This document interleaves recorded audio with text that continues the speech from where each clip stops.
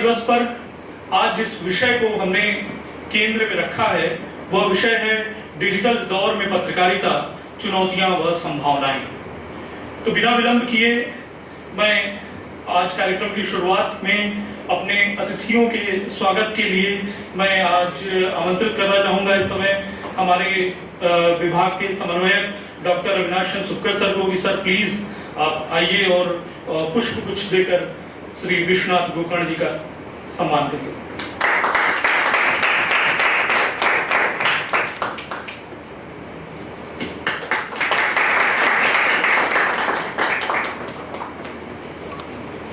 मैं विभाग के ही असिस्टेंट प्रोफेसर डॉक्टर गौरव शाह सर को आमंत्रित करूंगा कि सर कृपया आइए और डॉक्टर श्री प्रदीप जी को पुष्पगुच्छ देकर उनका सम्मान करें।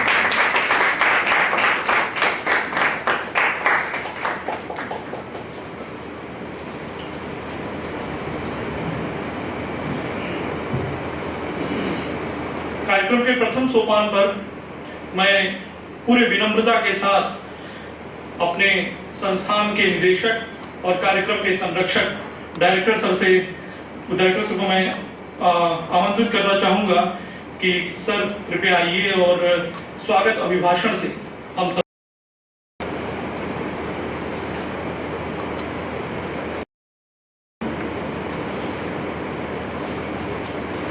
परम आदरणीय इस कार्यक्रम के हमारे अतिथि द्वय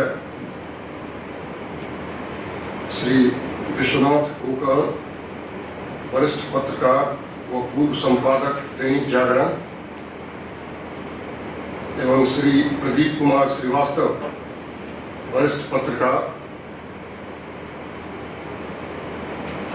संस्थान के प्रबंधन एवं पत्रकारिता विभाग के विभागाध्यक्ष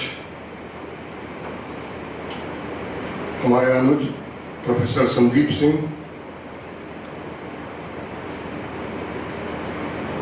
इस कोर्स के समन्वयक डॉक्टर अविनाश चंद्र सुपकर, हमारे अन्य सहयोगी मित्र डॉक्टर गौरव शाह, डॉक्टर ईशान त्रिपाठी एवं अन्य शिक्षक मित्रगण और हमारे परम प्रिय छात्र छात्राएं, सबसे पहले आप सभी को आज के इस महान दिवस, हिंदी पत्रकारिता दिवस पर अपने हृदय से शुभकामनाएं देता हूं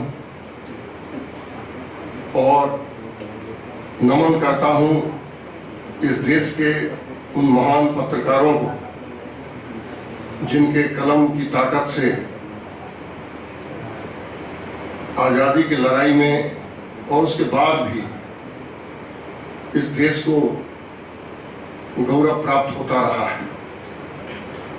और फिर नमन करता हूं और अभिनंदन करता हूं अपने आज के हमारे दोनों विशिष्ट अतिथियों से, जो स्वयं अपने आप में महान पत्रकार रहे हैं, मूर्धन्य पत्रकार रहे हैं और आज यहाँ पधार कर हम सबों को कृतार्थ किया है।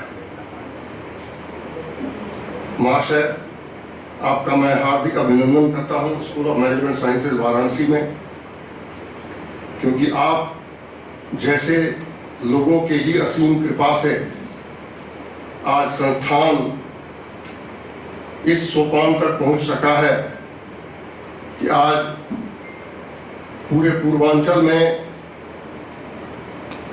प्रबंधन संस्थाओं के बीच में ये पहला संस्थान है जिसे नैक से ए ग्रेड और यूजीसी से संपूर्ण स्वायत्तता प्राप्त हो चुकी है। मित्रों, आज के तिथि के महत्ता के बारे में हमारे मित्र डॉक्टर ईशान त्रिपाठी ने भी आपको बताया कि आज ही के दिन हिंदी पत्रकारिता का जन्म उदंत मार्तंड नामक अखबार के प्रकाशन से शुरू हुआ था, जिसको शुरू करने वाले इसी उत्तर प्रदेश का एक सपूत था, आदरणीय पंडित युगल किशोर शुक्ला जी। और कलकत्ता से ये अखबार चला और जैसा इन्होंने कहा कि जल्द ही इसे बंद होना पड़ा। ये कोई नई बात नहीं है। जर्नलिज्म के इतिहास को अगर देखोगे, आप सभी इसके स्टूडेंट हैं, इसके ज्ञाता हैं, बहुत अधिक जानते हैं, लेकिन जहाँ तक मेरी क्षुद्र जानकारी है कि जब हिंदुस्तान का पहला अखबार बंगाल गजट शुरू हुआ, जिसे कलकत्ता जनरल एडवर्टाइजर भी कहते हैं, हिकीज गजट भी कहते हैं, तो ये 1780 ईस्वी में शुरू हुआ था। शनिवार का दिन था, 29 जनवरी को ये शुरू हुआ था। हालांकि उससे कुछ रोज पहले एक विलियम बोल्ट नाम के आदमी थे, उन्होंने भी शुरू किया था अखबार अपना, उन्होंने भी कुछ उत्साह दिखलाया था, लेकिन वो असफल रहे थे। तो हिकी ने अंततोगत्वा 1780 में ये अखबार शुरू किया। साप्ताहिक अखबार था ये, लेकिन इसे उदंत मार्तंड से भी कम आयु प्राप्त हो सकी। कारण ये था कि उस वक्त के जो हमारे हिंदुस्तान के गवर्नर जनरल थे वारन हेस्टिंग्स, उनकी कुछ आपत्तिजनक संबंध हुआ करता था एक मिस्टर इमहोफ्ट उनकी पत्नी के साथ। इस बात को हिकी साहब ने प्रकाश में लाया अपने अखबार के मार्फत, और इसका अंजाम ये हुआ कि 14 नवंबर 1780 में ही अखबार को बंद हो जाना पड़ा। और ये पहला हिंदुस्तान के सरकार का आदेश था कि अखबार के स्वतंत्रता के विरुद्ध में, ये एक इतिहास की बात है। तो इसीलिए अखबारों के साथ ये सब होता रहा है, लेकिन फिर भी रुकने वाले कभी रुकते नहीं थे। आज जितने भी आप स्वतंत्रता संग्राम से जुड़े हुए लोगों को देखते हैं, उनमें से बहुत सारे लोग लेखक या कवि भी रहे होंगे, और वो सब अखबार से या किसी पत्र पत्रिका से जुड़े हुए थे। जिस आज के युग के लेखकों को हम जानते हैं, चाहे वो प्रेमचंद हो, चाहे वो शरचंद हो, सभी अखबार या पत्र पत्रिका से जुड़े हुए रहे हैं और अपनी कलम से देश का सेवा करते रहे हैं। चूंकि आप जानते हैं कि मास कम्युनिकेशन उसी के आप छात्र हैं, और मास कम्युनिकेशन से ज़्यादा सशक्त माध्यम कोई दूसरा नहीं होता है। चूंकि ये एक ही बार में लाखों करोड़ों लोग तक पहुंचता है एक ही मैसेज के साथ, तो इसीलिए मैसेज की क्रेडिबिलिटी बहुत ज़्यादा होती है। आप एक बार में एक आदमी को 10 आदमी को ठग सकते हैं, गलत समाचार दे सकते हैं, जैसे ह्यूमर में होता है, लेकिन अखबार के साथ ऐसा नहीं हो सकता है। एडवर्टीजमेंट के साथ ऐसा नहीं होगा, क्योंकि वही लाखों आदमी को एक ही बार में मिलता है। तो ये अखबार का विश्वसनीयता इसी से स्थापित होता है, और इसीलिए लोग विश्वास करते हैं, और इसीलिए जो भी संवाद इसमें रहता है, इससे लोग सचेत होते हैं, शिक्षित होते हैं, उनका सुरुचिपूर्ण मनोरंजन भी होता है, उसके भी साधन अखबार में होते हैं। तो इस तरह से हम यही कहेंगे कि अखबार या इस तरह के संचार माध्यम में जुड़ने के लिए आज जिस बात पर हमेशा जोर देती जा रही है, आप लोग छात्र हैं, हमेशा सुनते होंगे इनोवेशन के बारे में। तो ये इनोवेशन तो ये पत्रकार हमेशा से करते रहे और करते ही रहते हैं। शब्दों का जाल बुनना ये कोई मामूली इनोवेशन नहीं है। तो तो ये बुद्धि का ही एक प्रखरता का उदाहरण है। इसीलिए अपने बुद्धि को संयमित रखें, उसे हमेशा प्रखर बनाएं, और फिर आप जिस भी विधा में जाएंगे उसमें हमें हमेशा नवीनीकरण आएगा। महान दार्शनिक और पंडित एक हमारे बहुत बड़े सम्राट हुआ करते थे, चंद्रगुप्त, आपने नाम सुना होगा। उनके गुरु थे चाणक्य, बहुत बड़े पंडित थे। तो चाणक्य का एक छोटा सा कथानक है, यही बुद्धि के बारे में ये मैं कहना चाहता हूं। तो चाणक्य का एक बार घोर अपमान हुआ था, नंद वंश वालों ने किया था, नवनंद वो लोग कहलाते थे। तो उस दिन उन्होंने अपनी शिखा को खोल लिया और कसम खाया कि हम जब तक इनका उन्मूलन नहीं कर लेंगे, इनके वंश का, नंद के वंश का, तब तक हम अपनी शिखा को बांधेंगे नहीं। तो इसके लिए उन्होंने चंद्रगुप्त को तैयार किया बचपन से, और बाद में चंद्रगुप्त कितना बड़ा वीर हुआ ये आप सभी जानते हैं। और उसी के माध्यम से नंद वंश का विनाश करना उन्होंने शुरू किया। तो एक दिन इसी क्रम में वो अकेले अपने कुटिया में बैठे हुए थे।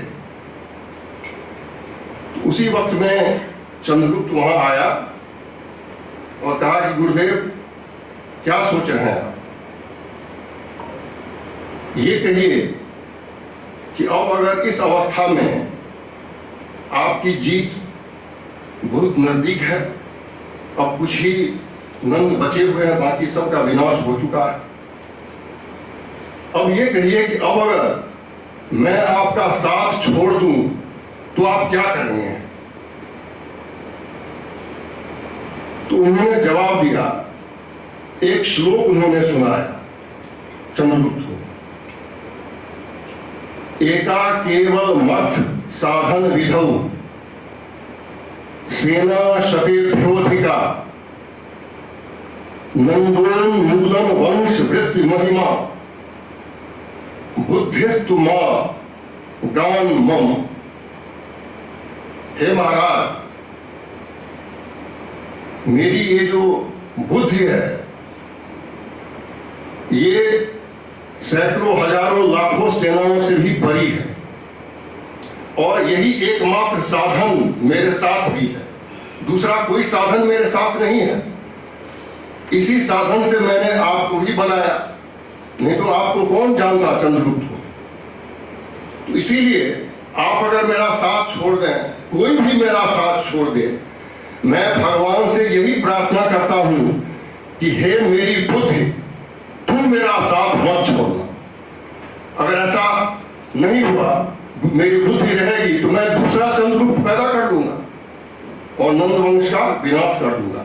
तो अपने बुद्धि पर इस तरह का विश्वास होना चाहिए सबों, और तभी हम नए नए इनोवेशन करते हुए जिस भी दिशा में जाएंगे, जिस भी कर्म क्षेत्र में जाएंगे, वो चाहे पत्रकारिता का हो या कोई दूसरा क्षेत्र हो, उसमें हम हमेशा आगे बढ़ते ही रहेंगे। तो मित्रों, इसके साथ मैं पुनः एक बार अपने अतिथियों का हार्दिक अभिनंदन करता हूं, स्वागत करता हूं, नमस्कार करता हूं कि उन्होंने आकर के इस तिथि को और इस कार्यक्रम को और भी महान बना दिया है, हमें उन्होंने लाभान्वित किया है, और आगे हम उनके अभिभाषण से और भी लाभान्वित होंगे। धन्यवाद।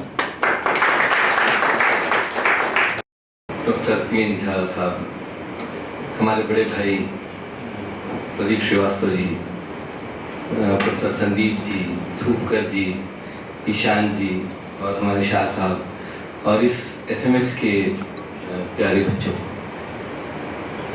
यहाँ इस कैंपस में आना ही अपने लिए, मेरे लिए बहुत ऐसी बात है, क्योंकि मैं उस विश्वविद्यालय का स्टूडेंट रहा हूँ जहाँ हमारे प्रोफेसर मुकुंद लाल जी वर्मा जो है मैनेजमेंट फैकल्टी की जो है हेड हुआ करते थे, और उन्होंने, और सबसे बड़ी बात ये थी कि मैं उस BHU का स्टूडेंट होने के अलावा हमारा घर भी उनके घर के पास में ही था, तो मैं रोज़ ही उनको देखता था जब छोटा था मैं जो है।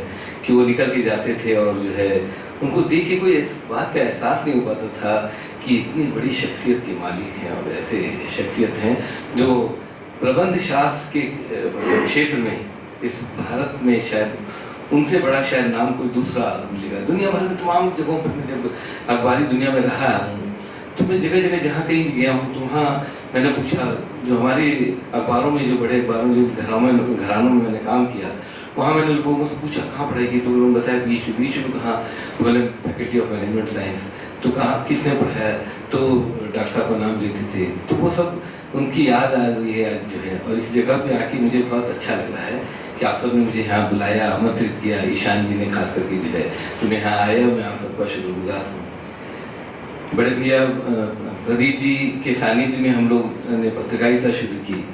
ये हमारी छात्र राजनीति के भी अगुआ थे और हमारी पत्रकारिता की जो राजनीति है उसके भी अगुआ थे। ये हमारे काशी पत्रकार संघ के दो बार अध्यक्ष रहे हैं और इनके सामने बोलना, मतलब जो है, मैं बोलना नहीं आता, मुझे काम करने आता, मुझे लिखना पढ़ना आता है, लेकिन ये बोलने से लेके लिखने तक का सारा काम कर लेते हैं जो है। तो बहरहाल, तो डिजिटल दौर की पत्रकारिता के संदर्भ में जो आज बात हो रही है, सच पूछे तो पत्रकारिता एक अलग तरह के दौर में, ऐसे दौर में पहुंच चुकी है कि जहां हर लम्हा, हर घड़ी कुछ नया लेके चला आता है। जो अभी हमने लिखा, एक तो अखबार वैसे ही जो भी हमने लिखा वो कुछ देर बाद रद्दी हो जाता है। आपके घरों में अखबार सबके घरों में आता होगा, तो वो चाहे जितना भी बड़ा साहित्य रचा हो, हमने चाहे जितनी मेहनत करके हेडिंग लगवाई, 10-20 बार ठुकाई हुई प्रदीप जी से, तो उसके बाद कोई कॉपी बनी, तो उसके बाद जो लिखा उसको थोड़ी देर बाद आप जैसे पढ़ा, उसके बाद उसको उठा किनारे रखा, अगले दिन वो रद्दी की टोकरी में चला जाएगा। तो एक जो कचरा साहित्य है वो प्रिंट मीडिया से होते एक इस दौर में आ चुका है जहाँ अब शायद उदंत मार्तंड या उससे जुड़ी हुई जो पुरानी पत्रकारिता का जो इतिहास है कि कब कानपुर में शुरू हुआ, कब कहाँ कलकत्ते पहुंचा, कैसे हुआ, अब वो प्रासंगिक ही नहीं रहा। अब वो किसी अखबार का कोई रिपोर्टर ये कहता है कि मैं फला जगह का रिपोर्टर हूँ, तो उसका मतलब वो नहीं कि वो खुद ही रिपोर्टर है। बेशक ईशान जी यहाँ पढ़ा रहे होंगे, सुपर जी यहाँ पढ़ा रहे होंगे, प्रोफेसर झा सारी चीज़ों को डायरेक्ट कर रहे होंगे, लेकिन ये जो दौर है, अगर हम फेसबुक पे, ट्विटर पे या इंस्टाग्राम पे या जो कुछ भी लिख रहे हैं, जो कुछ भी कर रहे हैं, वो पूरी तरह से पत्रकारिता है। और ये जो डिजिटल दौर की जो पत्रकारिता है, जिसके बारे में अभी हमें बुलाया गया कि संभावनाएं, चुनौतियाँ तो आप जीवन में हर लम्हा है, हम साथ भी लेते हैं तो चुनौती के साथ लेते हैं, और बगैर चुनौती के जीवन संभव नहीं है। संभावनाएं भी अपार हैं, कहीं ऐसा कुछ हो नहीं सकता, कोई सोच नहीं सकता कि संभावना किसी चीज़ की कहीं खत्म हो जाती है, कहीं शुरुआत होती है। शुरुआत होती भी है और अनंत काल तक चलती भी है। और पत्रकारिता मुझे मतलब बहुत अच्छा लग रहा है कि एसएमएस जैसे किसी एक बड़े मतलब जो विद्या का केंद्र है, वहाँ पर अगर पत्रकारिता पढ़ाई जा रही है, और इस चुनौती दौर में जब भी जो एपेडमिक का जो दौर चल रहा है, जो तमाम कोरोना काल है, उसमें भी लोग इस सब्जेक्ट को चुनते हैं, पढ़ाने का दौर शुरू कराते हैं झा साहब, और ये चुनते हैं इसके लिए, सब्जेक्ट के लिए बच्चे आते हैं, बहुत बड़ी बात है। अभी सुपर जी से आते समय रास्ते में बात हो रही थी कि बच्चे आए और ये दौर शुरू हुआ, इस तरह से हुआ। मेरा मानना है कि पत्रकारिता का जो पढ़ाई है, उसको चुनना ही अपने आप में बहुत बड़ी चुनौती है। देखिए, हर माँ बाप चाहता है कि उसके बच्चे इंजीनियर बन जाएं, डॉक्टर बन जाएं। हर माँ बाप चाहते हैं कि उसका बच्चा कोई एक ऐसा प्रोफेशन चुने जो बहुत उसको आगे तक ले जाए।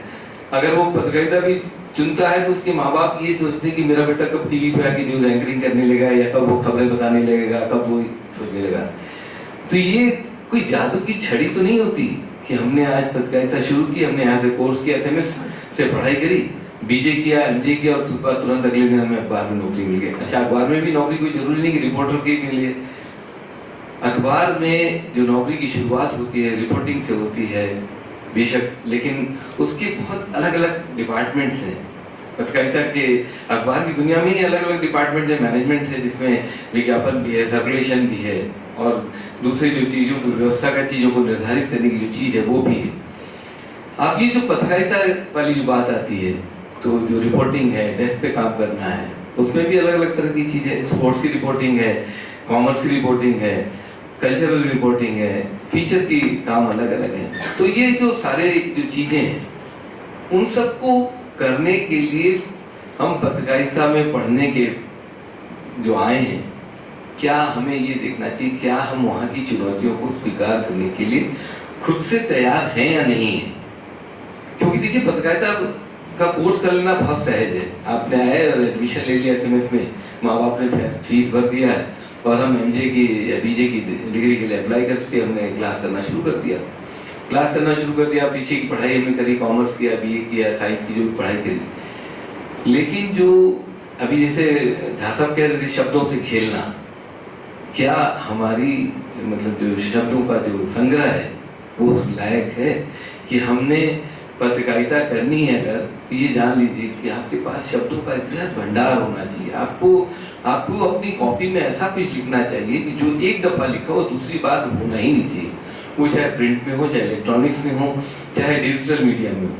जैसे मैंने कहा कि अभी सारे लोग फेसबुक पर अपडेट करते हैं, लाइव करते रहते हैं, इंस्टाग्राम पे लाइव करते रहते हैं। ये सारी चीज़ों को लिखते समय हम बहुत सारी चीज़ों को भूल जाते हैं कि ये एक जो सेंटेंस हमने लिखा उसमें कई शब्द दोबारा तिबारा चौबारा आता है और वो एक घिसे पिटे टाइप का जो लैंग्वेज है, वो जो भाषा है वो चलती रहती है। एक तो मैं भाषा के बैरियर को नहीं मानता। मैं मूलतः कन्नड़ी का हूँ, कन्नड़ बोलता हूँ। गोवा के पास एक मेरा छोटा सा पोस्ट गाँव है गोकर्ण, वहीं का रहने वाला हूँ। तो जो हमारे यहाँ है हम लोग कन्नड़ बोलते हैं घर में, मराठी भी बोलते हैं इसलिए कि वहाँ मराठी जो बेल्ट है वो आसपास में ही है।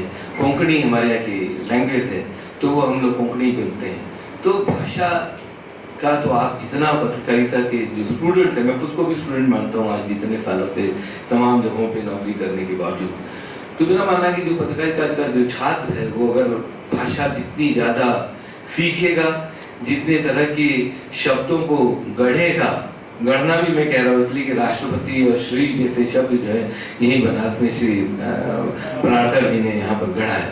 तो इस तरह की अगर शब्दों को अगर हमारे गढ़ने की अगर हमारे अंदर अगर एक कैपेबिलिटी आ जाती है तो बहुत बड़ी बात है। और मेरा मानना है कि अब आज के दौर में आप भाषा को हिंदी में अगर काम करते हैं, मत सोचिए कि हम हिंदी में लिखते हैं तो शुद्ध रूप से जो हिंदी में ही काम करना है। मैं एक दौर में यहाँ से प्रदीप जी के स्कूल से निकला और मैं नौभाटे मुंबई पहुँच गया और मुंबई पहुँचा तो वहाँ नौभाटे थे बहुत पुराने जर्नलिस्ट थे। वो एक खबर आई, एक तो पहले के दौर में जो हम लोग का दौर था, मेरा प्रदीप जी का दौर था, मोस्टली जो ये था कि अनुवाद का दौर था। जो डेस्क पे काम होता था, PTI बनाई के टेलीग्राम्स आते थे, उसमें से हमें हिंदी में अनुवाद करना पड़ता था। तो वो चाहे एक मरा तीन घायल टाइप का हो, चाहे वो लक्ष्मी सिंघवी का भाषण हो या भारत के राष्ट्रपति का वो भाषण हो, वो हमें अंग्रेजी में मिलते थे। उसकी कॉपी हम जो है एम्बार्गो करके भी मिलता था न्यूज़ एजेंसी से, उसको हमें अनुवाद करना पड़ता था। तो वो उस दौर में ये हुआ कि कहीं गोली चली तो उसमें जो है गोली चलने से 2 लोग घायल हो गए। तो हमने लिख दिया कि पुलिस फायरिंग में 2 घायल 2 मरे, ऐसा कुछ खबर थी, मैंने लिख दिया। तो वहाँ के जो पुराने लोग तो बहुत नाराज हो गए, बोले बनारस से तुमको हिंदी नहीं आती और तुम जो है पुलिस फायरिंग में लिखते हो। तो मैंने कहा कि नहीं, फायरिंग में क्या दिक्कत है? बोले नहीं, अंग्रेजी शब्द है। तो बोले नहीं, ये तो पुलिस गोली चालन में 2 मरे, ऐसा लिखा जाना चाहिए। मेरा ये मानना है कि आज हम जो बोलते हैं, जो कुछ समाज खास करके आपकी पीढ़ी जो बोलती है, उसी भाषा में अगर जब हम लिखना शुरू करेंगे कॉपी, तो वो शायद पढ़ी जाएगी।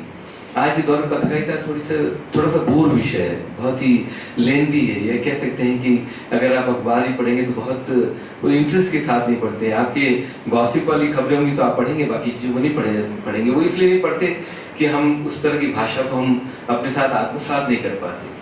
तो उसके लिए कॉपी अगर हम वैसे ही लिखेंगे तो वैसी ही चीज़ों को पढ़ी जाएगी।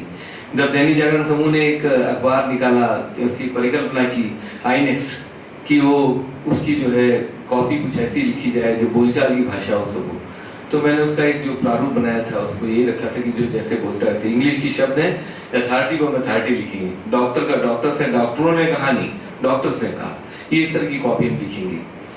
तो वो करते करते उस तरह की भाषा को, तो हमारे दौर में जब हमने लिखा वहाँ पे कि पुलिस फायरिंग में जो है, तो लोग नाराज हो गए। बाद में वो होते होते आज इस दौर में पहुँच चुका है कि अब कहीं हैजा से मरे तो हैजा से मरे लोग लिखते हैं, आंत्रशोथ से 2 लोग मरे, ऐसा कहीं नहीं लिखा जाता।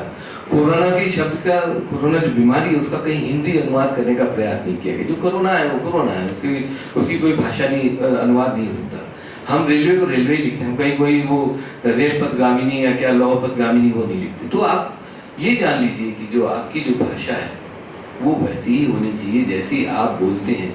उसमें भाषा में अनुशासन जरूर होना चाहिए, संयम जरूर होना चाहिए, जो सनसनी होनी चाहिए वो फैलाने की बात नहीं होनी चाहिए, लेकिन जो आप बोलते हैं वैसी ही भाषा हो तो बेहतर है।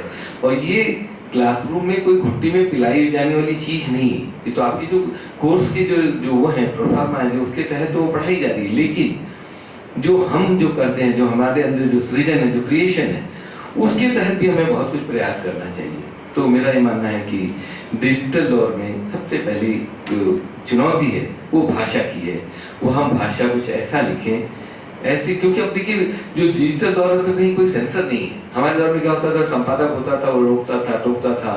अभी मैंने वहाँ बैठे थे तो मैंने बहुत सारी बातें बताई कि हमारे दौर में कैसे किसी चीज़ को लिखा जाता था, रौन डाला, कुचल डाला। अगर हमने लिख दिया कि कल की टीम ने जो है, हार्दिक पांड्या की टीम ने जो है राजस्थान की टीम को कुचल डाला, रौन डाला, तो हमारा संपादक लाके खड़ा कर देता था कि तुमने कैसे लिखा। स्पोर्ट्स है, एक खेलकूद का शब्द है, कोई जंग नहीं लड़ी जा रही है वहाँ पर। तो ऐसे दौर में इस तरह की भाषा पर जब हम लिखते थे तो हमारा संपादक ये प्रदीप जी हमें बुला के बहुत डांट दिया करते थे, कैसे कैसे लिख दिया तुमने, तुम्हारी हिम्मत कैसे हुई। तो ये जो दौर था वो एक अलग तरह का था। अब लेकिन अब चूंकि कोई संपादक है नहीं आपके डिजिटल इसमें, जो आप इंस्टाग्राम पे डालेंगे, आपका कोई एडिटर है नहीं, जो आपका एक वेब पोर्टल है जहाँ पर आप खुद ही अपडेट कर रहे हैं खबरों को, तो वहाँ कोई देखने वाला नहीं। तो लिखने के पहले हमें खुद ही इस बात का ये होना चाहिए कि हमारे अंदर बहुत संयम हो, हम इस तरह की चीजें न लिखें जो विभेद पैदा करे समाज में, इंसानों को इंसानियत से बांटे, ऐसा कुछ न करें। और बाकी तमाम तरह के वाद को किनारे रखते हैं। हमारे मैं बार बार प्रदीप जी का इसलिए उदाहरण दे रहा हूँ, प्रदीप जी हमारे साथ हमारे इस पर बहुत इन्होंने प्रभाव डाला है, मैं बता रहा हूँ कुछ है। तो ये समाजवाद के विरोध है, लेकिन जब इन्होंने पत्रकारिता शुरू की, जब अखबारों में नौकरी की, तो उन्होंने अपने समाजवाद को उठा किनारे रखा। उन्होंने सिद्धांत तो वही रखा, लेकिन किसी इसके तहत ये समाजवादी नेता है इसलिए इसका खबर ज्यादा छपी क्योंकि मैं समाजवादी हूं, ऐसा उन्होंने नहीं दिया। उन्होंने अखबार और पाठकों के हित में जो कुछ देखा उसको ऐसे ही रखा। तो आपके लिए भी मैं यही कहूँगा कि एक मानदंड आपके साथ ऐसा होना चाहिए कि आप डिजिटल दौर में जो भी काम करते हैं या प्रिंट में, इलेक्ट्रॉनिक जहाँ भी आते हैं, आपके साथ ये होना चाहिए कि आप आपकी जो सोच है, जो विचार है, उसको आपकी खबरों पे हावी न होने दें, उसको अपने जीवनचर्या में हावी न होने दें, उसको आप अपने नितांत निधि मामला है आपका, मंदिर मस्जिद ये सब आपका नितांत निधि मसला, आपका उससे कोई लेना देना नहीं। आप खबरों को खबरों की तरफ पेश करें, उसे करें। और ये जो चुनौती और संभावनाएं ये सब है, ये सब तो दिनचर्या की बातें रोज आएंगी। दरअसल डिजिटल दौर की जो पत्रकारिता जो डिजिटल है वो अपने आप में दुधारी तलवार है।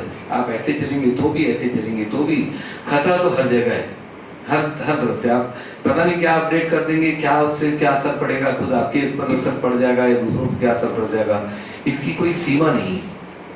अब इन सबको नियंत्रित करने के लिए जो मैं आपसे कह रहा था कि भाषा और शब्दों का, जैसे झा साहब ने कहा कि शब्दों से खेलना, शब्दों से खेलने के लिए हम पढ़ते क्या है इस पर भी डिपेंड करता है, हम देखते क्या है इस पर डिपेंड करता है, हम सुनते क्या है इस पर भी डिपेंड करता है। मैं आज के दौर में जो पत्रकारिता मेरी जो भाषा रही है वो मुझे कॉपी राइटिंग का वर्कशॉप दिखाने के लिए जो बड़े घराने की पत्रकारिता की जो बाहरी दुनिया के जो लोग मुझे बुलाते हैं कि आप वर्कशॉप करिए। प्रोफेसर वंदना झा हैं यहाँ पे बसंत कॉलेज राजघाट में, वो भी मुझे बुलाती हैं, डीएवी कॉलेज में भी जाता हूँ, वर्कशॉप करता हूँ। तो मैं यही कहता हूँ कि कॉपी राइटिंग जो है बहुत बुनियादी चीज़ है हिंदी पत्रकारिता या किसी भी भाषाई पत्रकारिता की बुनियाद है कॉपी राइटिंग। आप जैसी कॉपी लिखेंगे वैसा ही समाज पर असर पड़ेगा, उसको उतने ही इंटरेस्ट के साथ पढ़ा जाएगा। अगर आप चाहते हैं कि आपकी खबरों को जन जन तक पहुँचे, उस आपकी एक अपडेट को हज़ारों सैकड़ों लाइक्स मिलें, उसको लोग कमेंट करें, तो आप जरूरी है कि आप उस तरह की भाषा लिखें। और उस तरह की भाषा लिखने के लिए जरूरी है कि आप खूब पढ़ें। पढ़ने का मतलब मेरा मानना है कि ये सब नहीं है अखबार पढ़ें, मैगजीन पढ़ें, इंडिया टुडे पढ़ें या दैनिक जागरण, हिंदुस्तान, अमर उजाला पढ़ें, ये नहीं।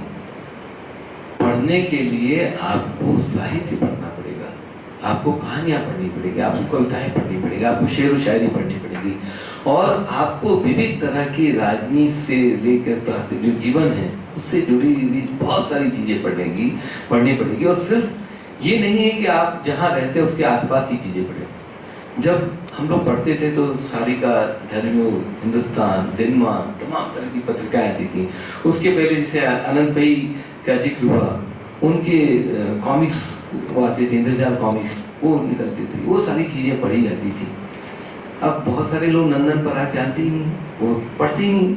और कहानी के नाम पर शायद बहुत सारे लोगों को प्रेमचंद और इनके उपन्यासों की बात नहीं करता, मैं ये जानता हूँ कि बहुत कम लोग पढ़ते हैं शिवानी को, बहुत कम लोग पढ़ते हैं, बहुत कम लोग प्रभा खेतान को पढ़ते हैं, बहुत कम लोग संजीव की लिखी हुई कहानियाँ पढ़ते हैं। संजीव आज के दौर में हंस जैसी मैगजीन के संपादक हैं और एक अलग तरह की नक्सली सोच के व्यक्ति हैं जिसको लोग आमतौर पर बहुत ही दृष्टि से देखते हैं, लेकिन मैं उनको बहुत सम्मान की दृष्टि से देखता हूँ, क्योंकि जब समाज में विसंगतियाँ पैदा होती हैं तब कहीं इस तरह की विचारधारा या इस तरह की चीज़ें पनपती हैं। तो ये जो सृजन का जो काम है, जिसका रास्ता आपने चुना है, ये कोई मामूली रास्ता नहीं है, ये धारा के विपरीत चलने का रास्ता है। क्योंकि पत्रकारिता में कोई जरूरी नहीं है कि बहुत हाई प्रोफाइल पे ही आदमी सीधे पहुंच जाए। बहुत संघर्षों के बाद हम सब इस लायक हुए हैं कि आपने हमें आमंत्रित किया और हम यहाँ आके आपको आज बता रहे हैं। बहुत तरह का स्ट्रगल किया हम लोगों ने, बहुत कम पैसे पे काम किया। तो ये जो धारा के विपरीत चलने के लिए जो आप जो चुनौती आपने जो एक्सेप्ट किया, आपके परिवार ने एक्सेप्ट की है, वो कोई मामूली बात नहीं है। और अच्छी बात यह है कि आपके सबके चेहरे पर एक अलग तरह का मैं तेज देख रहा हूँ, जो आप इसके लिए तैयार है, उन चुनौतियों को सामना करने के लिए तैयार है और आप उसको बहुत सहजता के साथ आप उसको पार कर लेंगे। लेकिन इसके जरूरी क्या है कि आप उसको खूब पढ़ें, सारी चीज़ों को पढ़ें, नॉवेल्स पढ़ें, पुराने पढ़ें, आज के दौर में जो लिखा जा रहा है उसको पढ़ें। तमाम तरह की मैगजीन्स आज भी निकलती, इसी शहर में सोच विचार जैसी पत्रिका निकलती जिसके बारे में बहुत कम लोग जानते हैं। सोच विचार पढ़ें, जिसमें कहानियाँ क्या लिखी जा रही, क्या कविताएं लिखी जा रही हैं, क्या रिपोर्टाज हो रहे हैं, कहाँ कहाँ संगोष्ठियाँ हो रही हैं, उनको अटेंड करिए, उनमें बैठिए, उनको सुनिए तो बड़े लोगों को कि क्या कहते हैं। हम जैसे लोग तो बहुत जगहों पे हमने जाके बैठ के उनकी संगोष्ठी बेमतलब की चीज़ों को सुना, चाहे वो हमारे जीवन पर असर डालनी थी या नहीं डालनी थी। मैंने सुना इसलिए सुना कि कहीं कहीं जीवन पे असर करेंगे, और आज मैं बता रहा हूँ आपको कि उसने हमारे जीवन पर असर किया है, तभी हम आज इस जगह पर खड़े हैं। और आपको बताऊं कि पत्रकारिता का मतलब ये नहीं है कि हमने नौकरी की और किसी अखबार में अपना जीवन बिता दिया। आज हर हाथ में जो है आपके एक डिजिटल मोबाइल, जो एक आपको जो आपके पेरेंट्स ने आपको जो सुलभ कराया है, वो अपने आप एक बहुत बड़ी चीज़ है। आप कोई कलम से नहीं लिखता, अब आपकी उंगलियां लिखती हैं। आपके कलम चाहे लैपटॉप पे चलते हैं, चाहे कंप्यूटर पे चलते हैं, चाहे मोबाइल पे चलते हैं, टैबलेट पे चलते हैं, वो सारी चीज़ें वो आपके हाथ में सब कुछ। सारे मीडिया घरानों के पोर्टल हैं, सारे टीवी इलेक्ट्रॉनिक्स चैनल्स के पोर्टल हैं। सबसे बड़ी दिक्कत ये है कि हमारे यहाँ आबादी बहुत ज़्यादा है और रोजगार की संभावनाएं बहुत कम है। तो वो जो आबादी है उनके बीच में हमको गलाघाट स्पर्धा क्यों है? इसीलिए कि हम सब इतनी भीड़ जमा हो गई है कि उसको पाना सबके बस में नहीं है। तो उसको पाने के लिए हमको अपने आप को उतना अपटूडेट, इतना अपने आप को कॉम्पिटिटिव इसमें बनाए रखना पड़ेगा कि हमको कोई हरा न सके और ये हम आगे बढ़ सकें तमाम एक सौहार्द की भावना के साथ। तो इसके लिए ज़रूरी है कि हम अपने आप को उस तरह से तैयार करने के लिए, जो मैं बता रहा हूँ आपको, पढ़ने के लिए। आमतौर पे आज भी मतलब मैंने देखा है कि हमारे जो साथी हैं अखबार में, वो सिर्फ अगले दिन अपनी लिखी हुई खबरों को पढ़ते हैं, और वो भी इसलिए पढ़ते हैं कि उसमें से हमने लिखा था तो डेस्क ने उसमें से क्या काट दिया, और वो आके लड़ते हैं कि हमने लिखा था। मैंने कई बार देखा आपस में, एक तो यहाँ भोजपुरी बोलने की बहुत प्रवृत्ति है। मैं चूंकि आप लोगों के साथ रह के एकदम टिपिकल बनारसी हो चुका हूँ, तो भोजपुरी बोलता हूँ, तो मैं देखता हूँ आपस में लड़ रहे हैं एक चाय की दुकान पर, क्या कि हम लिख ले रही 2 लाइन हमारा काट दिले, और बताओ हम कैले रही हो, हम इतना मेहनत करके लिख ली और बताओ काट दिले। तो ये जो काट दिले वो क्यों काट दिया, उसके पीछे क्या दलील है वो नहीं समझ पाता। स्थान बहुत महत्वपूर्ण है कि एक लाइन हरफ दर हरफ, जो शब्द दर शब्द है, उनकी एक अहमियत है। अखबारों में छपने वाली हर चीज़, चाहे वो पोर्टल पर हो, चाहे इलेक्ट्रॉनिक्स पर हम जो शब्द बोलते हैं, उसकी बहुत अहमियत है। सेकंड दर सेकंड के विज्ञापन का पैसा है इलेक्ट्रॉनिक्स में, और आपके जो अखबार में जो प्रिंट में जो छपता है, वो एक एक अक्षरों का जो है वो करता है। कभी किसी दिन देखना हो उसकी अहमियत तो आप कोई एक छोटा सा क्लासिफाइड ऐड दे दीजिए किसी अखबार में, देखिए, जबकि उसका रेट बहुत कम है, लेकिन वो बताएगा अखबार के दफ्तर में कि साहब इसके तो इतने 100 रुपये लेंगे, इतने 1000 रुपये लगेंगे। तो उस अखबारों में जो छपने वाले हर शब्द की जो कीमत है वो हमें समझ में आती है। तो हमें ऐसा कुछ नहीं लिखना चाहिए, ऐसा कुछ नहीं करना चाहिए जो कहीं कहीं आपको वो दिक्कत करे, जो या उसको काटने की जगह बने। हम ऐसा लिखें जो, और सबसे बड़ी बात होती है कि जो हम लिखें, जो करें, वो कुछ इस तरह से हो कि जैसे बहुत सीधे अंदर। पहले के ज़माने में हम जब छोटे थे तो हमारे दौर में हॉकर जो है अखबार चिल्ला चिल्ला के बेचता था, और उस दिन के हेडिंग को जो है पढ़ के चिल्लाता था, और उससे अखबार वाले खरीदते थे। शाम को गांडी बिकता था, और दिन में जो है आज अखबार बिका करता था और दूसरा कोई अखबार ही नहीं होता था, तो हॉकर चिल्लाते थे, और जिनको नहीं भी लेना होता तो अखबार खरीद के पढ़ते थे। तो आप जो लिखें वो उसकी जो खबरों का जो पंच होता है, जो आपकी जो हेडिंग होती है, वो कुछ ऐसा होना चाहिए जो चिल्ला चिल्ला कहे कि मुझे खरीदो, मुझे अब चाहे डिजिटल में हो, चाहे प्रिंट में हो, कहीं भी हो, उसको उसकी पुकार इतनी होनी चाहिए। एक बार जब मैंने यहाँ बनारस शहर में हिंदुस्तान अखबार लॉन्च किया तो उस समय डेस्क पे था मैं, जो है तो लालू यादव जो है चारा घोटाले में पकड़े गए और उसको जेल हो गए, और बड़ी बड़ी मतलब जो है हेडिंग लगाई अखबार में, जो उस समय बनारस की जो अखबार थे सबने लगाया कि चारा घोटाला में लालू गिरफ्तार हुए, जेल गए, फलाना ढिमाका। मैंने कुछ नहीं लिखा था, मैंने सिर्फ 200 पॉइंट के 2 शब्द का हेडिंग था, लालू अंदर, सिर्फ इतने लिखा, लालू अंदर। अगले दिन मुझे लगा पता नहीं, अगले दिन मुझे जो हमारे उस समय बॉस थे वो मुझे बुला शायद डांटेंगे कि ये तुमने क्या लिख दिया लालू अंदर। तो मैंने देखा कि सुबह अखबार वाला चिल्ला चिल्ला के बेच रहा था लालू अंदर, लालू अंदर। वो इसलिए कह रहा था कि लालू अंदर का मतलब बनारस के लोग जानते हैं कि अंदर होने का मतलब क्या होता है, जेल ही जाना होता है ना, कहीं और तो नहीं जाएगा जो है। तो ये जो इस तरह की जो चीजें हैं उसको हम करें, उसको हम एक चैलेंज के तौर पर एक्सेप्ट करें, और अपनी खबरों में जैसे एक और कुछ बताऊं, आईएनएक्स में मैंने लिखा जो भ्रूण हत्याओं का एक दौर चल रहा था 2007 के आसपास, तमाम खबरें छप रही थी, सब हो रहा था। तो हमने कुछ नहीं किया, मैंने एक सर्वे कराया कि यहाँ इस शहर में कितने वो सेंटर से जहाँ इस तरह की टेस्टिंग होती है, और किस तरह इस तरह से जो है ये भ्रूण हत्याएं होती हैं। और जान की बड़ी हैरत हुई कि जो 90% जो प्रेग्नेंट लेडीज हैं उनको बाकायदे परिवार ले जाके लोग ले जाके टेस्ट कराते हैं, और जैसे ही पता चलता है कि बेटी होने वाली है, क्या पहले से ऑलरेडी बेटी है, 2 बेटियां, तो वो तत्काल एबॉर्शन कराने का सोचते हैं। तो मैंने उस पर एक बहुत बड़ी रिपोर्ट छापी जो 3 पन्ने में छापी, फ्रंट पेज पर एक बड़ी सी हेडिंग लगा, एक छोटा सा इंट्रो लिखा उसका, और उसमें लिखा कोख में कत्ल। तो कोख में कत्ल को जो हमारे जागरण में जो है 34 एडिशन उस समय हुआ करते थे, आईएनएक्स के 13 एडिशन थे, हमारे जो गुजराती अखबार थे जिसको जागरण ने टेक ओवर कर रखा था, उन सब में हमारी इस हेडिंग को बहुत वो मिला, प्राइज मिला। सिर्फ इसलिए मैं ये सब बता रहा हूँ कि कुछ चीज़ें ऐसी होनी चाहिए जो यादगार बन जाती हैं, यादगार रह जाती है। जो पोर्टल है आईएनएक्स लाइव, उस पर हम लोगों ने लगातार उस पर दिखाया, सिर्फ एक ही खबर को तमाम लोगों के वर्जन डाले हमने, और तमाम तरह से उसको पेश किया और प्रेजेंट करना इस तरह से कि जिससे कि लोगों को समझ में आया। खाली खबरों को खबर की तरह मत लिखिए, आप उस पर तमाम लोगों के वर्जन डालिए, उसको बताइए कि समाज पर कितना असर डाल रहा है ये। आजकल होता क्या है, खबरें आमतौर पर लोग लिखते हैं और लिख के उसे छाप देते हैं। एक जो सिटीजन जर्नलिज्म का जो पार्ट है उसको लोग भूल जाते हैं, एक जो डेटा जर्नलिज्म का जो पार्ट है उसको लोग भूल जाते हैं, एक जो मतलब मैं आपको बताऊं कि एक जो उसके जो होते हैं इसके जरिए दिखाने का, चित्रों के जरिए दिखाने का जो पार्ट है उसको लोग भूल जाते हैं। लेकिन मेरा ये मानना है कि जब हम खबर दें, चाहे वो डिजिटल पे दें चाहे प्रिंट पे दें, उसके साथ कुछ पुख्ता डेटा होना बहुत जरूरी है कि अगर आप कह रहे हैं किसी बात को तो हम जरूर लगाएं कि शहर में कितने इस तरह के, जैसे हमने बताया कोख में कत्ल जो, तो उसकी कितने सेंटर्स हैं जहाँ इसकी पड़ताल होती है, जहाँ इस तरह की चीज़ें होती हैं, कितने ऐसे डॉक्टर्स हैं जो इस तरह की चीज़ें कर। उसमें अब जो वर्जन्स हैं, आईएमए के जो चेयरमैन उनका, प्रेसिडेंट है, उनका बयान लीजिए, आप उनके जो हेल्थ डिपार्टमेंट के जो चीफ है बनारस में, जो हेल्थ अफसर है, उसका बयान लीजिए। डीएम का लीजिए, जो हर चीज़ों के लिए बनारस शहर में होने वाले, जो आप जिस किसी भी जगह के हों, रहने वाले हों, वहाँ जो जिम्मेदार है, जो जिलाधिकारी है, उसका बयान लें। एक तमाम जो महिला मंच है उनका दौर बयान लें, क्या फील करती हैं। वो जो पुरुषों का उनका जो मंच है उसका बयान लें, क्या मतलब कहते हैं। मनोविज्ञान बहुत असर करता है हर चीज़ के साथ, क्योंकि हम जो कुछ भी जीवन में करते हैं उसका कहीं न कहीं एक असर हमारे साइको पर पड़ता है।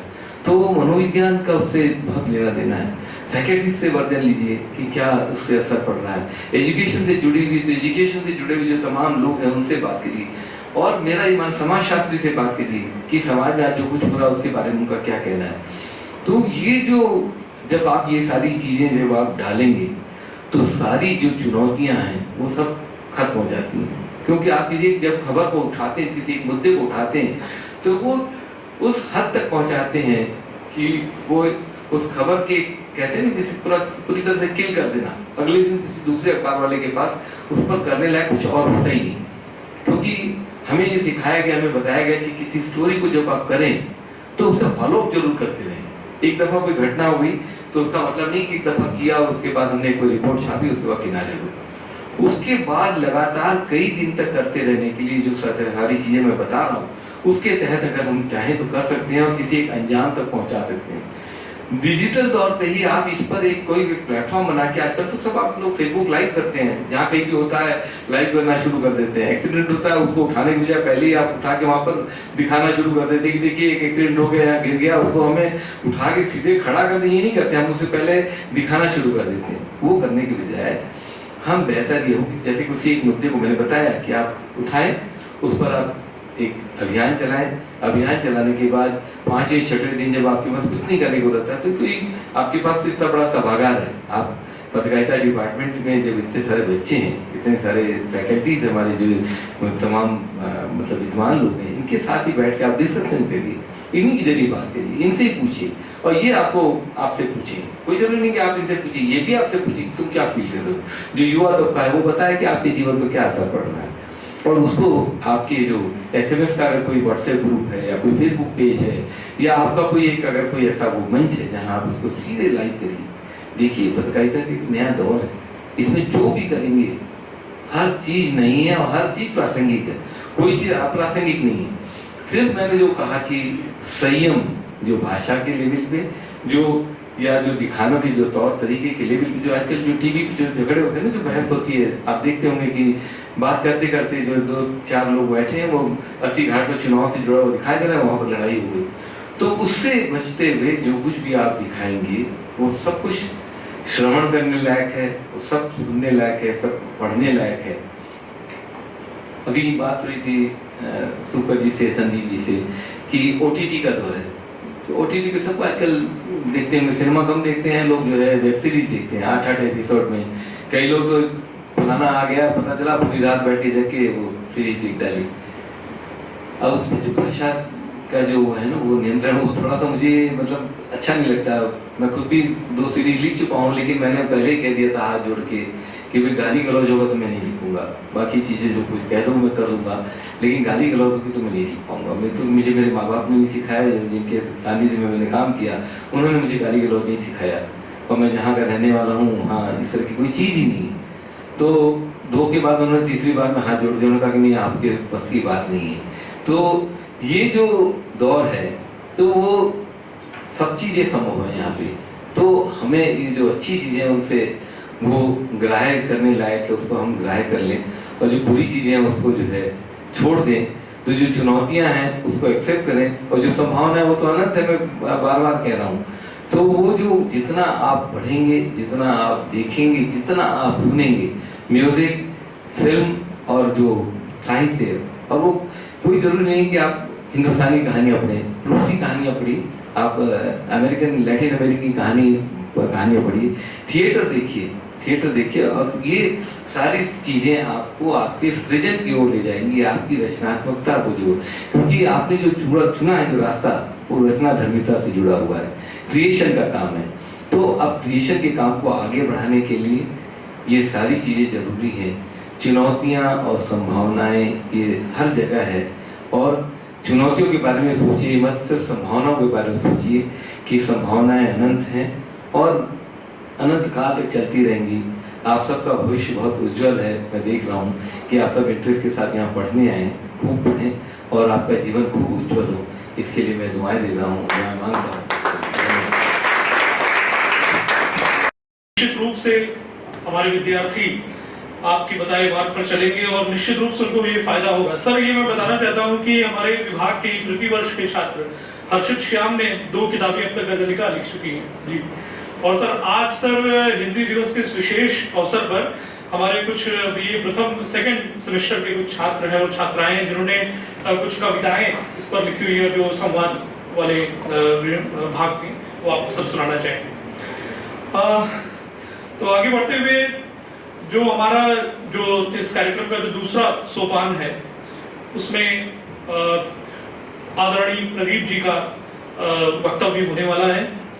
आदरणीय प्रदीप जी, आप जन्मों भारत दूत और वाराणसी टाइम्स के संपादक भी रहे हैं। वर्तमान में टाइम्स जन संदेश टाइम्स के संपादक का कार्यभार आप देख रहे हैं।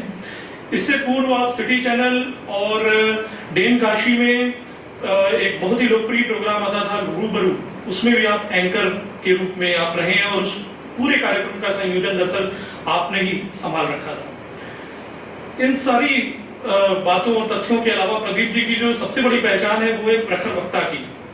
प्रदीप जी को कई मौकों पर, कई आयोजनों पर सुनने का मौका मिला है मुझे, और मैं ये दावे के साथ कह सकता हूं कि प्रदीप जी उन चुनिंदा लोगों में से एक हैं जिन्होंने सिर्फ पत्रकारिता की ही बात नहीं उठाई है, बल्कि कई मंचों पर और कई विद्वजनों के सामने उन्होंने पत्रकार की भी चिंताओं को लोगों के सामने रखा है। मजीठिया कमीशन की बात हो या मजीठिया कमीशन के रिकमेंडेशन की बात हो, उन सारी चीजों को प्रदीप जी ने बेबाकी से रखा है और आज हम सब बहुत ही लाभप्रद उनके वक्तव्य से और उनके विचारों से होने वाले हैं।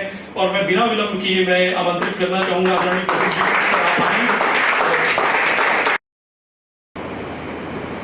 संस्थान के डायरेक्टर प्रोफेसर पी.एन. झा साहब, हमारे साथी विश्वनाथ कुलकर्णी जी, विभागाध्यक्ष प्रोफेसर संदीप जी और आप तमाम प्रशिक्षु छात्र छात्रा, सबसे पहले तो मैं आप सबको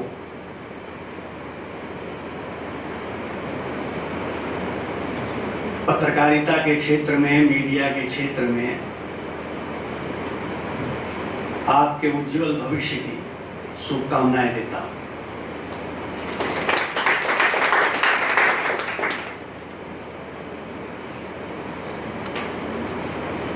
आज बड़ा महत्वपूर्ण दिन है, इसीलिए संभवतः ये संवाद आज के दिन ही रखा गया। आज हिंदी पत्रकारिता दिवस है और आप सब जानते हैं कि आज ही के दिन पहला हिंदी का पत्र 1826 में प्रकाशित हुआ। तमाम चुनौतियों, झंझावातों के चलते उसकी यात्रा वहीं रुक गई। तो एक तो पहली चीज ये है कि आज एक प्रथम हिंदी समाचार पत्र के जन्म का दिन है और जहां हम बातचीत कर रहे हैं, आज ये संवाद कर रहे हैं, ये संगोष्ठी कर रहे हैं, वो स्थान काशी में। और काशी को ये गौरव हासिल है कि वो जो यात्रा कलकत्ता में रुक गई थी हिंदी पत्रकारिता की, वो काशी में परवान चढ़ी। इस बात को कहने में मुझे कोई संकोच नहीं कि काशी में ही हिंदी की पत्रकारिता ने और हिंदी पत्रकारिता की भाषा ने आकार लिया।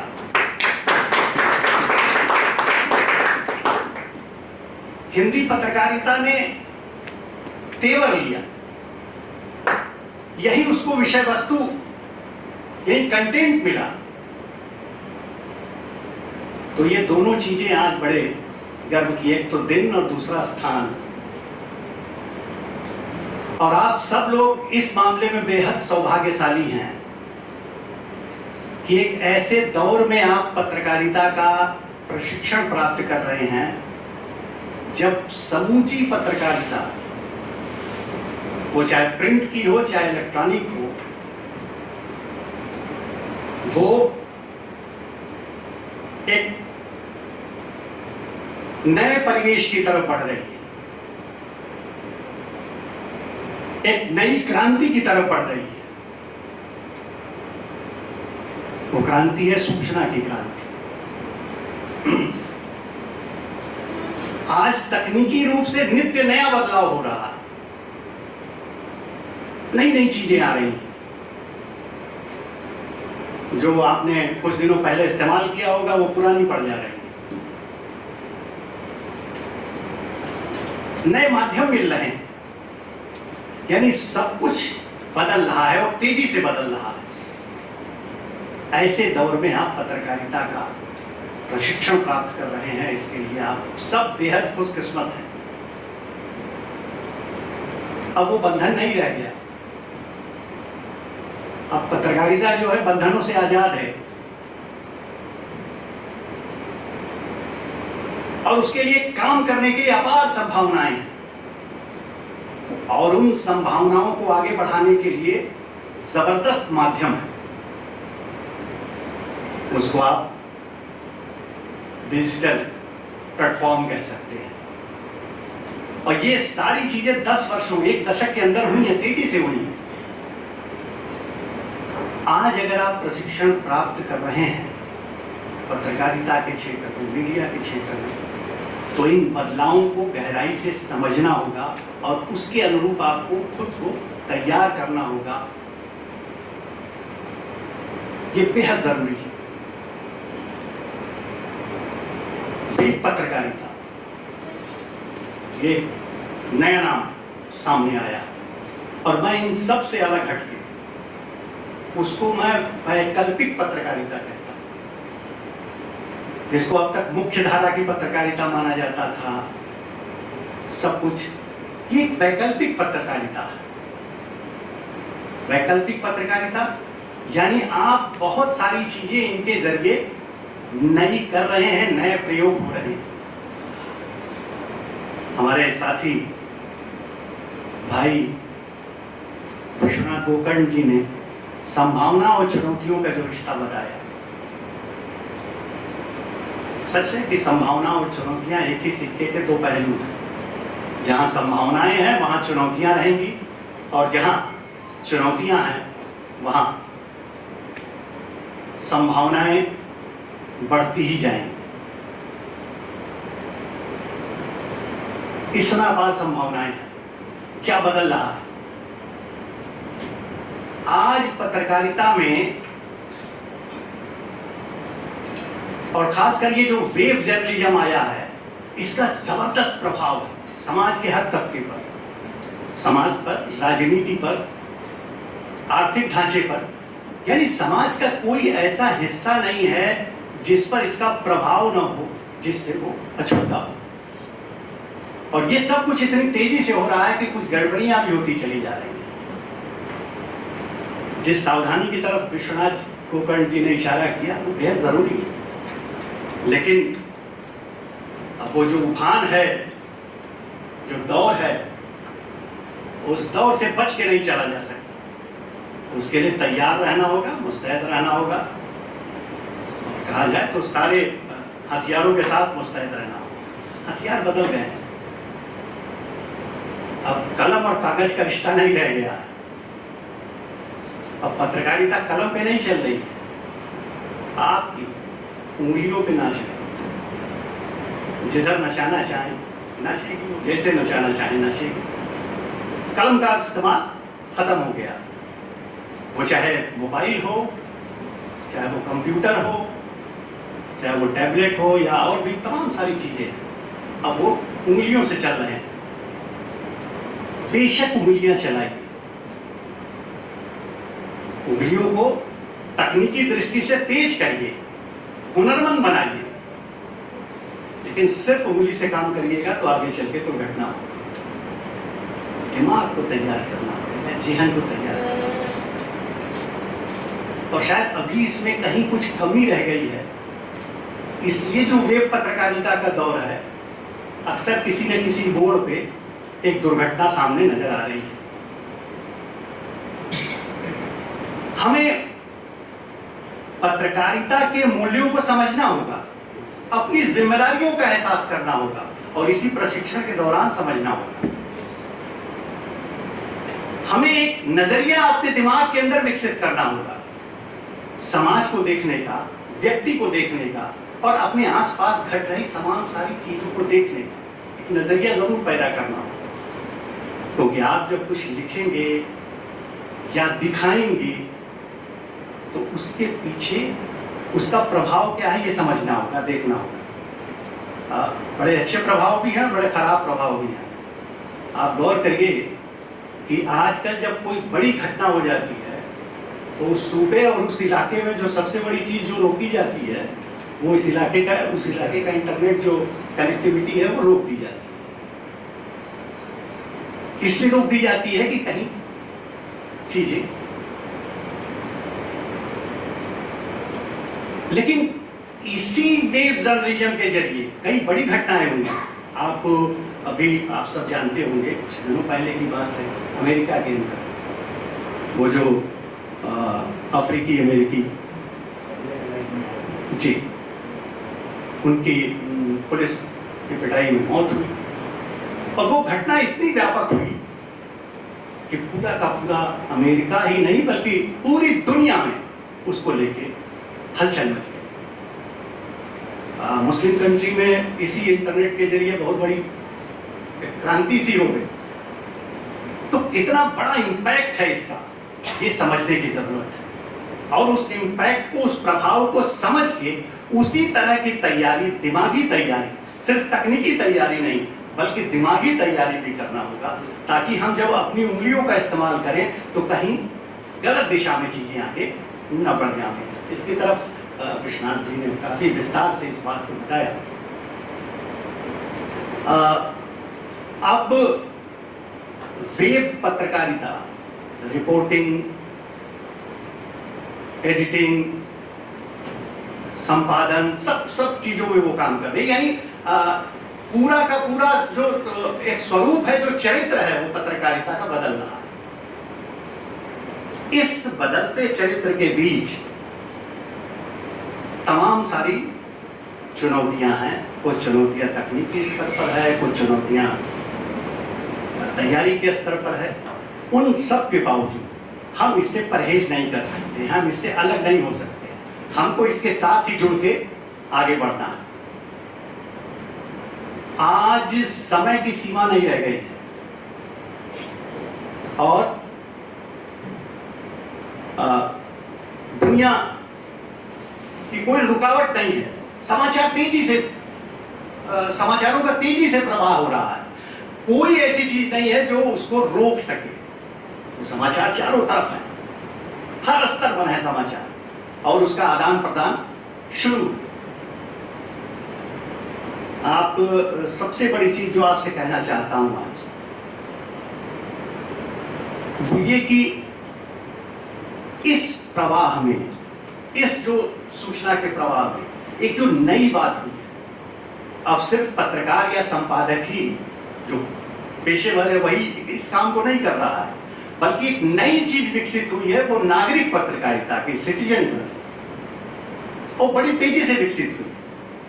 आज आप सब देखते होंगे कि इसी शहर में कोई दुर्घटना हुई, कोई घटना हुई तो आपके मोबाइल पर वो जरूरी नहीं कि कोई पोर्टल ही डाल रहा हो, वो जरूरी नहीं किसी वेबसाइट पर ही हो, वो कोई जरूरी नहीं किसी यूट्यूब चैनल पर ही हो, वो कोई एक व्यक्ति भी उसको डाल दे रहा है। ये जरूर है कि सूचना वो दे रहा है, वो अनगढ़ हो सकती है, उसमें पत्रकारिता के उन नियमों का पालन न हो, वो उसकी भाषा इधर उधर हो सकती है, लेकिन सूचनाओं का प्रवाह तेजी से है। अब वो इंतजार नहीं है, उधर घटना घटी और इधर खबर आपके सामने।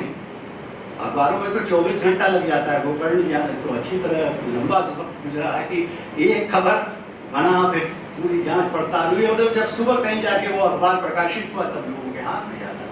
लेकिन अब वो समय की सीमा खत्म हो गई। तो जब समय की सीमा खत्म हो गई है तो संभावनाएं और बढ़ गई है। आपको पलक झपकते चीजों पर तैयार करना है। दूसरी जो सबसे बड़ी संभावना हो गई है कि अब ये जरूरी नहीं है कि कोई बड़ा कारपोरेट घराना ही मीडिया का संचालन कर सके। आज आप भी कोई एक पोर्टल शुरू करके खबरों को दे सकते हैं और पत्रकारिता के क्षेत्र में आ सकते हैं। तमाम पोर्टल ऐसे चल रहे हैं। बहुत बड़ी पूंजी की भी जरूरत नहीं है, तो ये एक संभावनाएं चाहिए।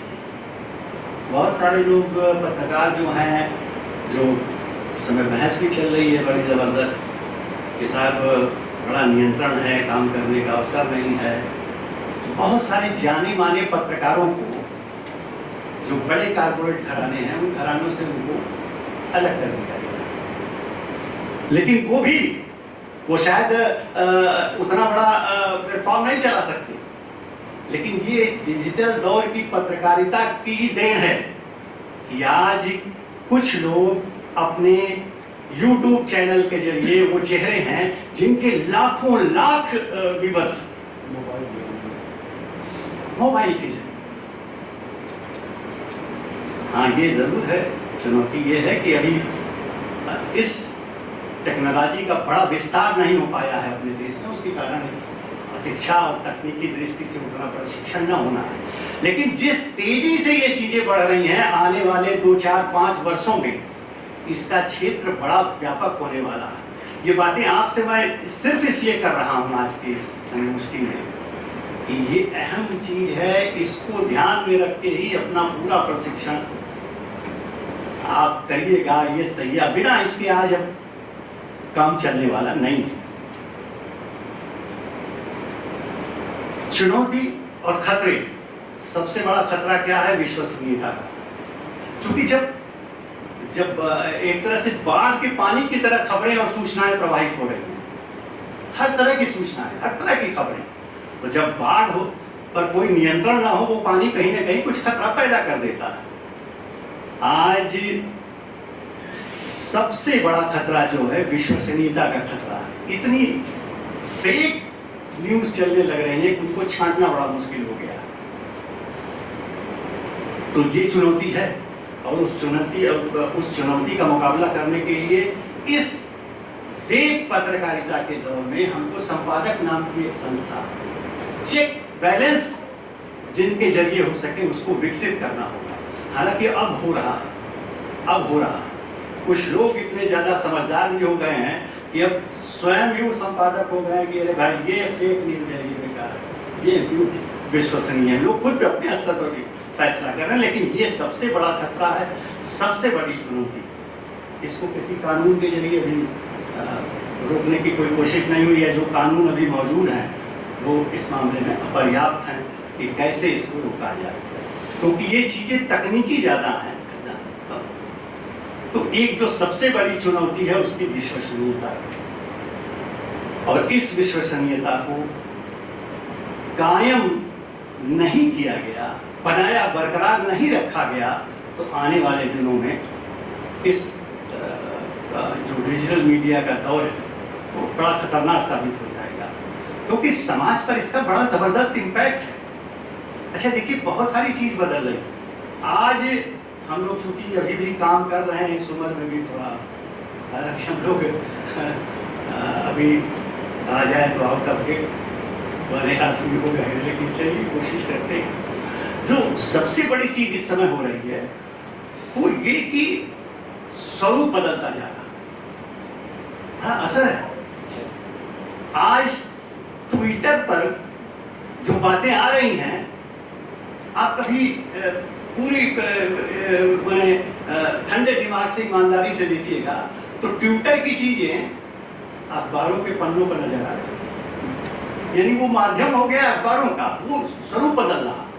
कई बार तो ऐसा हो जा रहा है कि सोशल मीडिया पर जो चलने वाली चीजें हैं जो दिन भर से चल रही हैं वो दूसरे दिन सवेरे लीड बन रही हैं अखबारों। चलिए अखबारों की बात मान लेते हैं कि 24 घंटे का अंतराल रहेगा, लेकिन वो जो थोड़ा कम अंतराल रहता है, वो जो इलेक्ट्रॉनिक चैनल्स हैं, जो न्यूज चैनल्स हैं, वो भी आज उसी वेब मैंने सोशल मीडिया के जरिए ही अपनी लीड खबर निकाल के चला रहे हैं और आ जा रहे हैं। तो कितना बड़ा असर है इसका। इस असर को बेहतर बनाने के लिए सहेजने और संवारने के लिए आवश्यकता है, और आप सब लोगों की जो नई पीढ़ी आ रही है, हमें विश्वास है कि इसमें जरूर सफलतापूर्वक काम करेगी। एक चीज और मैं कहना चाहता था, बात हो रही थी जब मैं आया था आप सब लोगों से, चूंकि ये बड़ा अच्छा काम SMS द्वारा हो रहा है, आप सब लोगों को प्रशिक्षण देंगे। हम लोगों ने भी प्रशिक्षण प्राप्त किया था, हमारा सन से 80 का दशक था जब मैंने काशी हिंदू विश्वविद्यालय पत्रकारिता विभाग मास कम्युनिकेशन में एडमिशन किया था। तो उस दौरान सिद्धांत तो बड़े पढ़ाए गए, लेकिन जब वहाँ से पढ़ के मैं अखबार के दफ्तर में गया तो मुझे लगा कि तो नई दुनिया है, इस दुनिया में उस दुनिया में कोई सामंजस्य ही नहीं है। तो आज ये बड़ा अवसर है, और मुझे जो बातचीत से पता चला कि SMS ने जो पत्रकारिता और मास कम्युनिकेशन पर कोर्स शुरू किया है, प्रैक्टिकल पर ज़्यादा जोर दिया था। मैं ये ज़रूर कहना चाहूँगा, इन चुनौतियों को देखते हुए, इन चुनौतियों की रोशनी में और संभावनाओं को आगे बढ़ाने के लिए मेरा एक सुझाव है, तो आपके ऊपर है कि आप पोर्टल और YouTube चैनल इन दोनों का इस्तेमाल करें और बच्चों को अभी से उसके जरिए उस तकनीक में अच्छा बेहतर प्रशिक्षण देने के लिए प्रोडक्शन का काम भी शुरू किया। हमें पता चला, आपने बताया कि शायद कोई एक डॉक्यूमेंट्री भी बना है। क्लास में पढ़ाने से जितना बच्चों को नहीं समझ में आएगा, जब वो जाएंगे, मिलेंगे और वो बनाएंगे तो तकनीकी दृष्टि से भी मजबूत होंगे, और जेहन यानी नजरिए की दृष्टि से, कॉन्सेप्ट की दृष्टि से भी उनका खजाना बढ़ेगा। और जिस शब्द की बात हो रही थी, झा साहब ने भी की और पंडित जी ने भी की, कि शब्दों का खजाना भी बढ़ेगा। जब आप जाएंगे, मजेंगे, और कोई रेगुलर एक प्रोग्राम जरूर शुरू करिए। बच्चे अच्छी तरह का हो, आप सब लोग अनुभवी नहीं हैं और वो शिक्षाप्रद रहे, कोई जरूरी नहीं है कि वो राजनीतिक विषयों पर ही आप ले आए। बनारस काशी में जहाँ आपका ये SMS है, तो बिखरा हुआ है, खजाना बिखरा हुआ है। दुनिया के लोग आते हैं और महीनों महीनों सालों रह जाते हैं काशी का मूल तत्व खोजने के लिए, और जब लौट के जाते हैं लगता है मिल गया, लेकिन जब लौट के जाते हैं कहीं लगता है छूटा है, पूरा नहीं हुआ। इतना खजाना आया। एक एक हिस्से को पकड़िए और एक हिस्से में बनाइए तो एक दस्तावेज तैयार हो जाएगा। SMS के अंदर काशी से जुड़ा दस्तावेज तैयार हो जाएगा, और इन बच्चों का हुनर भी निकलेगा, इनकी तालीम भी निकलेगी।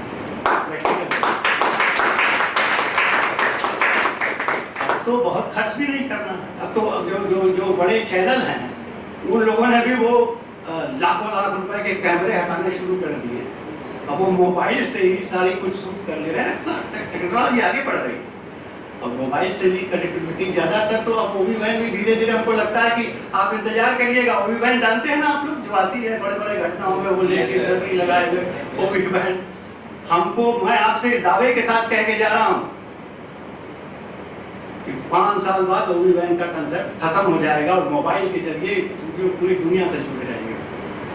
तो तेजी से जो, तो क्यों ना हम आप यहाँ उस काम को पहले से ही शुरू कर दें। तो ये मेरा सुझाव था, क्षमा करिएगा अगर मैं दुस्साहस कर गया हूँ सुझाव देने का। ये बहुत अच्छा होगा ताकि यहाँ के बच्चे जब निकलेंगे तो उनको लगेगा कि सिर्फ किताबी ज्ञान लेके हम नहीं आए हैं, बल्कि जमीनी तो हमको लगता है कि बहुत ज़्यादा नहीं, फिर कभी वो जैसे छोटे से आदमी को आप लोग मौका देंगे आऊँगा और खुशी खुशी आऊँगा। बड़ा अच्छा लगा, बहुत अच्छा लगा यहाँ आके बच्चों को लेके। एक चीज़ ज़रूर चलते चलते कह देना चाहता हूँ, हालांकि इशारा किया गोकर्ण जी ने, देखिए बहुत नीचे से शुरू करना पड़ता है। अगर यहाँ किसी का सपना ये हो, यहाँ कोर्स करने के बाद हम सीधे रवीश कुमार हो जाएंगे या वो चित्रा त्रिपाठी हैं, और तमाम ये जो चेहरे दिखाई दे रहे हैं, अक्सर गुदगुदाता है मन को, चेहरे ग्लैमर खींचता है। पत्रकारिता सिर्फ वो नहीं है, आप समझिए उनके पास कुछ नहीं है, उनके पीछे जो एक पूरी की पूरी टीम है जो तैयारी करती है, जो उनको सामग्री मुहैया कराती है, वो टीम काम करती है। और नीचे से जब काम करता है आदमी, तब उसकी तब उसकी पकड़ मजबूत होती है, शब्द का खजाना बढ़ता है, शैली बेहतर होती है, प्रेजेंटेशन बेहतर होता है। रवीश कुमार जी आज सबसे खासकर बड़े चर्चित हैं, उस तरह और भी लोग हैं, लेकिन शुरुआत उनकी हुई थी एक मामूली रिपोर्टर से शुरुआत हुई थी, और वर्षों उन्होंने जगह जगह जाकर रिपोर्टिंग की थी, ठंड में, बारिश में, धूल में, इसमें, तब कहीं जाके एक चीज तैयार होती। तो लेकिन इसलिए बहुत ग्लैमर पाल के इस क्षेत्र में मत आइएगा। हाँ, ये जरूर है, इस क्षेत्र में आपको दावे से कह सकता हूं कि अपार संभावनाएं आपके लिए, अपार संभावनाएं हैं। और जो नई टेक्नोलॉजी आ रही है वो सिर्फ प्रशिक्षु पत्रकारों के लिए ही नहीं, बल्कि टेक्निकल जो एक्सपर्ट हैं उनके लिए भी रोजगार के नए अवसर विकसित करेगी। ये निश्चित जान लीजिए, अब अपार संभावनाएं। कहीं आपको आपकी प्रतिभा को रोका नहीं जा सकता है, आपकी सूचना को रोका नहीं जा सकता है, आपकी शैली पर कोई बंदिश नहीं खड़ी की जा सकती है। बहुत खुला प्लेटफॉर्म है और आने वाले दिनों में इनमें और तरक्की होगी। इसलिए सिर्फ रंगीन सपने पाल के मत आइएगा, जोखिम उठाने की तमन्ना भी आपके दिल में होनी चाहिए और हौसला भी होना चाहिए। इन्हीं थोड़ी सी बातों के साथ आप सब ये बिल्कुल पता। अच्छा, पत्रकारिता में विनम्रता बेहद जरूरी है। अच्छा, थोड़ा सा एक उदाहरण आप ले लीजिए, बहुत अच्छा आपने विषय। अगर आप पकड़ के किसी से सवाल पूछिएगा तो पहले तो बताएगा नहीं, बताएगा तो शायद गलत बता देगा, जवाब आपको गलत दे देगा। जब आप उससे रिश्ता कायम कीजिएगा, तादाद में कायम कीजिएगा। तादाद में कैसे कायम कीजिएगा? विनम्रता से ही तादाद में कायम कीजिएगा। भरोसा उसका जीतना होगा। अगर सच्चाई निकलवानी है तो उसका भरोसा जीतना होगा, और भरोसा जीतने के लिए विनम्र होना पड़ता है, अहंकार नहीं पालना पड़ता। अहंकार से आप पद से विचलित हो जाएंगे, आप अपने मकसद को पूरा नहीं कर पाएंगे, आप अपने प्रोफेशन के साथ न्याय नहीं कर पाएंगे। बहुत विनम्र और बहुत, मैंने कहा यह जाता है कि आंख नाक कान, पत्रकारिता के क्षेत्र में आंख नाक कान तीनों खुला रखना है। कब कहाँ खबर आपको मिल जाए ठिकाना नहीं है, लेकिन ये तीनों चीज खुली रहेंगी तभी आप उनको पकड़ पाएंगे। तो ये कुछ मोटी मोटी चीजें आपके सब ज्ञानी गुरुजन हैं, ये जरूर बताते होंगे। हम लोगों ने थोड़ा अनुभव अपना शेयर किया आपसे, और आपने वक्त दिया, आपने जहाँ से अवसर दिया, इस सब के लिए आप सबका आभारी हूँ। बहुत बहुत धन्यवाद।